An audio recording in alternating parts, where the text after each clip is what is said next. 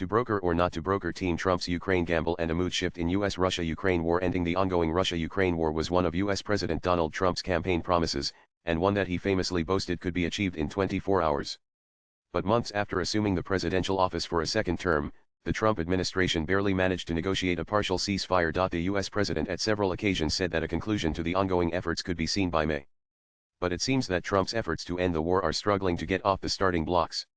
Despite the Trump administration's initial confidence that it could secure a ceasefire deal quickly, attempts to reach a full ceasefire have yet to materialize, with Washington blaming both sides. Russia launched a full-scale invasion of Ukraine in February 2022 and has placed a number of conditions on any potential ceasefire. With the growing frustration, U.S. Secretary of State Marco Rubio has now warned that the United States could end its peace efforts on ending the conflict within days if there are no signs of progress.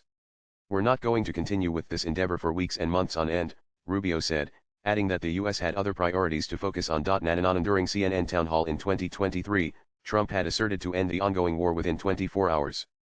"They're dying, Russians and Ukrainians. I want them to stop dying.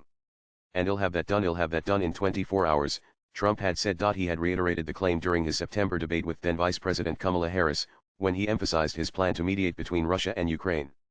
"That is a war that's dying to be settled. I will get it settled before I even become president.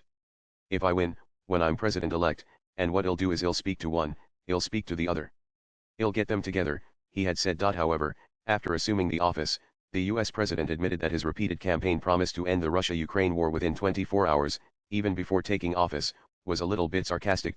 Succeeding Joe Biden, Donald Trump was sworn in as the 47th President of the United States as he took the oath of office in a packed U.S. Capitol building on January 20, 2025. While J.D. Vance took oath as the Vice President of the country. After a bitterly polarizing and violent campaign where he was targeted in 2 assassination attempts, Donald Trump earned a decisive victory over Democratic former VP Kamala Harris, gaining 312 electoral votes to her 226. Trump has repeatedly said that if he was the president in 2022, Russia would not have been able to invade Ukraine in 2022.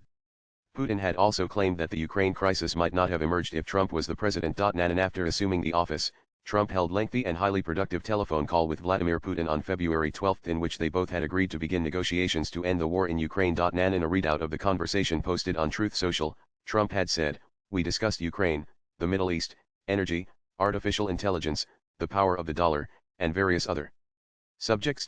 We agreed to work together, very closely, including visiting each other's nations. We have also agreed to have our respective teams start negotiations immediately, and we will begin by calling President Zelensky, of Ukraine, to inform him of the conversation, something which I will be doing right now," Trump had said. Signs of Trump's impatience have erupted periodically since he started pushing for a ceasefire, most notably at the disastrous Oval Office meeting with Zelensky on March 1, as per CNN. Donald Trump, Volodymyr Zelensky, and U.S. Vice President J.D. Vance were locked in a series of tense exchanges at the White House a week after the Ukrainian president said that his U.S. counterpart was living in a disinformation space created by Russia. The Trump administration was to negotiate an agreement with Ukraine that would grant the U.S. access to Ukraine's minerals in exchange for the support it has provided since the war began in 2022, as part of the peace deal. At the Oval Office, Trump dressed down Zelensky and said that the latter is gambling with World War III. The U.S. president chided Zelensky as he said that the Ukrainian leader has tremendous hate for Russian President Vladimir Putin.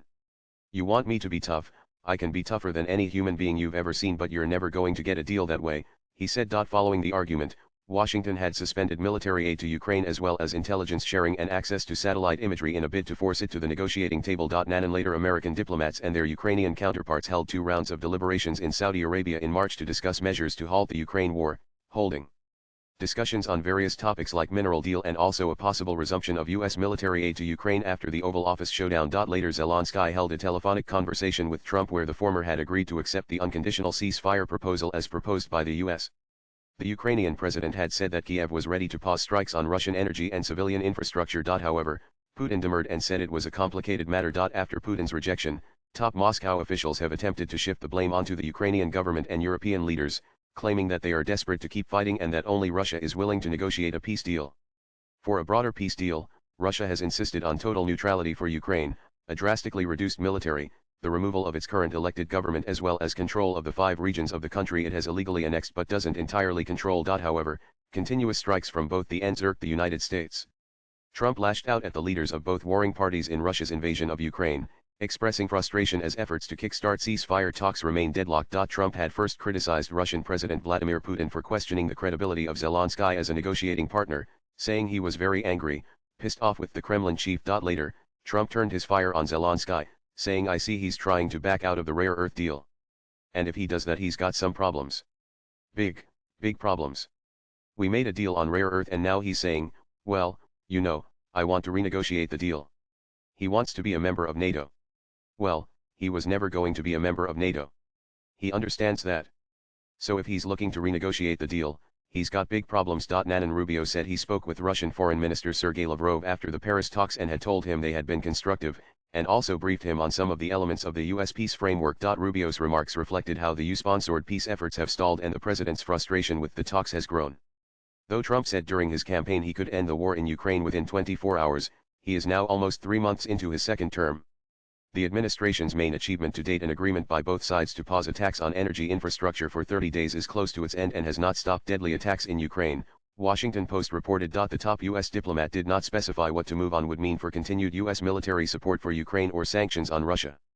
If the United States were to just end its support for peace talks, it would mark a significant win for the Kremlin, which currently has the momentum on the battlefield, the news outlet added. Soon after Rubio's comments, Kremlin spokesman Dmitry Peskov responded by saying progress had been made, citing the 30-day energy ceasefire, which he then said had expired. Swipe left for next video. Russia's conflict in Ukraine goes back more than a decade, to 2014, when Kiev's pro-Russian president was overthrown.